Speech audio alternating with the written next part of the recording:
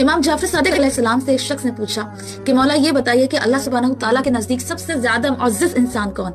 तो इमाम ने फरमाया कि वो शख्स जो खुदा की नेमत मिले तो शुक्र करे और अगर कोई मुसीबत आए तो सब्र करे। कितना बड़ा मैसेज इमाम जाफर सादिक अलैहिस्सलाम हमें दे रहे हैं कि खुदा की नजदीक, खुदा की बारगाह में सबसे मुअज़्ज़ज़ तरीन इंसान वो है कि जो नेमतों का शुक्र अदा करे। परवरदिगार आलम हमें कोई नेमत दे तो उसका शुक्र अदा करे, और जब मुसीबत आ जाए तो सब्र करे। हमें जब नेमतें, हम तो शिकवा तो हम जरूर करते हैं कि मौला परवरदिगार तूने हमें ये ना दिया, परवरदिगार तूने हमें वो ना दिया, परवरदिगार इस चीज की कमी, परवरदिगार उस चीज की कमी।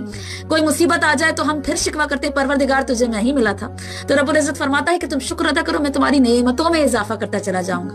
और मुअज़्ज़ज़ तरीन इंसान भी वो है कि जो भी कोई नेमत हमें मिले, छोटी से छोटी नेमत मिले, रब्बुल इज्जत का शुक्र करें, अल्हम्दुलिल्लाह कहना सीखें। क्योंकि कुरान पाक भी देखिए शुरू अल्हम्दुलिल्लाह से हो रहा है। परवरदिगार का हर बात में शुक्र अदा करें। छोटी चीजों पे शुक्र अदा करना शुरू करेंगे, बड़ी चीजों पे खुद ब खुद शुक्र करना शुरू हो जाएंगे। मिसाल के तौर पे खाना बना लिया, शुक्र अल्हम्दुलिल्लाह। छोटे छोटे काम जो भी कर लिया, अल्हम्दुलिल्लाह।